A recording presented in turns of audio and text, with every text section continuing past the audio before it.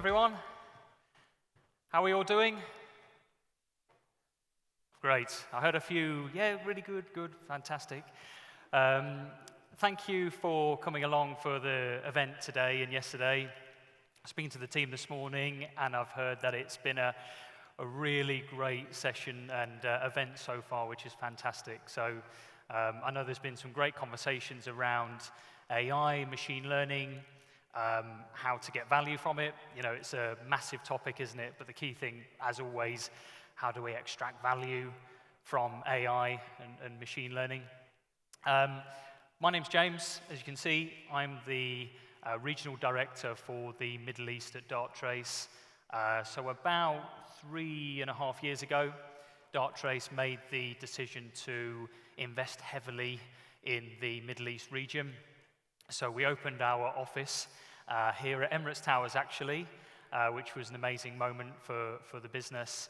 And I was one of the founder members of the team. So growing the business here, welcoming lots of new clients in UAE and across the wider region as well. So today, I'm just going to talk to you guys a little bit about, Darktrace, a bit about autonomous response in AI. So when we first came to the region and we were talking about Darktrace, it was about AI and what that is, but the conversations have really matured to, how do we go one step further around autonomous response? So we're going to be talking about that today. Just in terms of ourselves, there's on the slide just a few statistics and overview facts around Darktrace. Just over a year ago, we floated on the London Stock Exchange, which was a massive moment for the company, something that would kind of be building up to for quite a while, and that was just over a year ago. And what we've been able to do is basically use the funds, I guess, from that to invest heavily in R&D. So over the last year, we filed over 80 patents, and we've been quite deliberate in keeping our head office in Cambridge, in the UK, in terms of our R&D center there, and constantly pushing the boundaries of AI and machine learning, which is what it's all about, because as we all know in technology, you just cannot stand still, can you? You've got to keep pushing forward and going forward. And then, as you can see on the slide there, just a bit of an idea in terms of our size now, over 6,500 customers worldwide. In terms of the Middle East team, we are actually headquartered here in Dubai, so we serve the region from Dubai. We're about 27, 28 people now, from just a handful of people we were in an apartment all those years ago. Not so many years ago, actually, but anyway. So you can see the kind of the level of growth that we've had in terms of the division. So I'm just going to talk to you a little bit about the threat landscape, what we're certainly seeing when we work with clients, what we're seeing across different markets and different verticals in the region. I think definitely a really good place to start is, of course, the geopolitical cyber conflict. I think it was last year the United States Department of Justice identified cyber attacks as a form of terrorism, essentially. So this is being taken really, really seriously at state level now. Another interesting trend that we've seen is something called the Great Resignation. Maybe you've heard that phrase a little bit. As we're coming out of COVID now a little bit, we're getting back to offices, working environments, working together in offices. One of the things that we've seen is people actually quite liked working from home, and this is another sort of a big change to their day-to-day working. What that's meant is that a lot of people now are thinking, well, it's probably time to move on.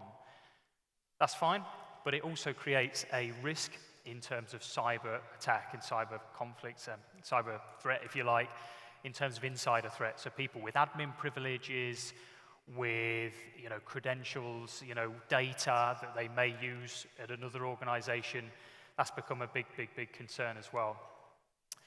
I think one of the trends that we've really seen is around, for those in cybersecurity, I know we do have quite a lot of security professionals here at the event, is something called supply chain attacks. So you may have heard of the SolarWinds, for example, that was well publicized.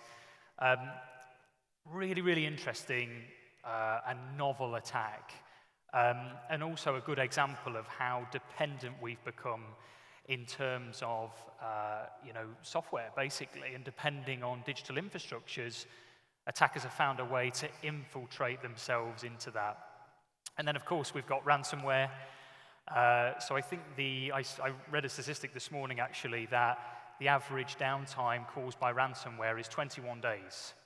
So that's 3 weeks.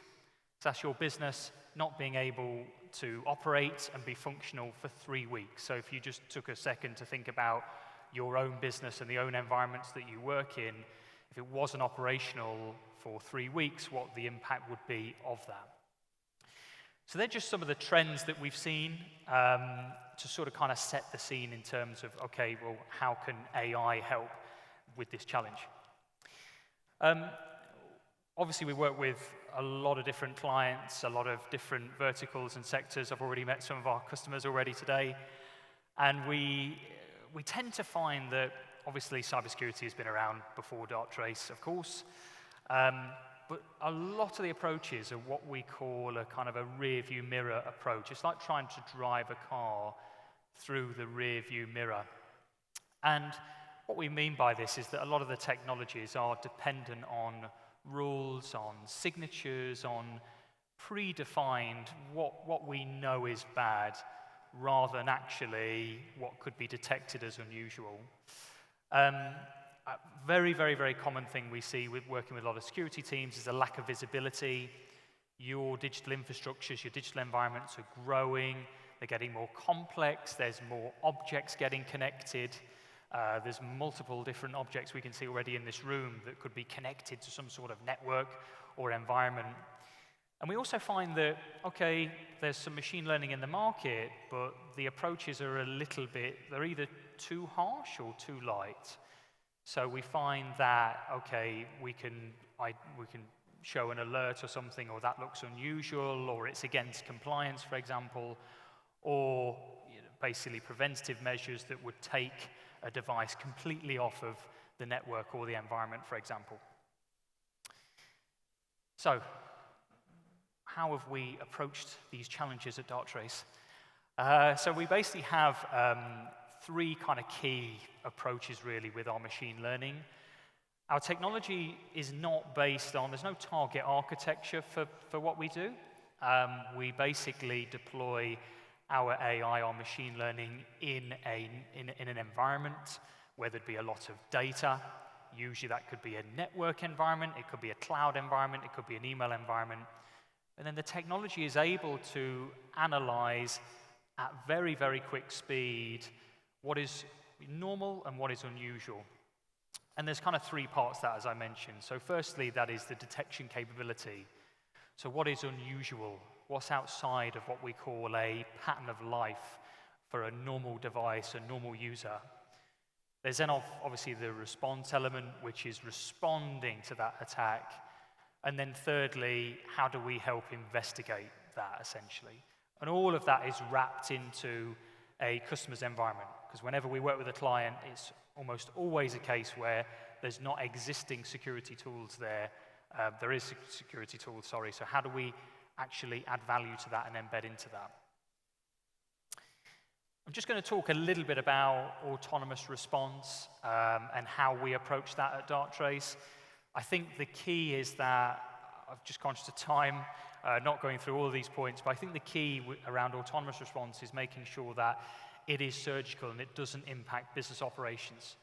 So when we first start working with a client, normally always we do a proof of value, it's basically a free trial. And one of the very common concerns is that we have a live environment here, we have to stay operational. This idea of autonomous AI kind of running around my environment, making decisions, things, very, very scary. So we actually work upwards with a client on that, and it's steady steps. But really the key is targeted and surgical response. And to be honest, it's quite hard to do that with machine learning and AI. But again, it really comes back to the accuracy of that machine learning and of that AI. Just to go a little bit further in terms of, again, how we approach this at Darktrace. When Dartrace started, we looked for obvious areas where there would be lots of data. So that's usually, for example, a network environment. But as we've grown, we can cover email, cloud, OT, IoT, multiple areas, as you can see on the slide there.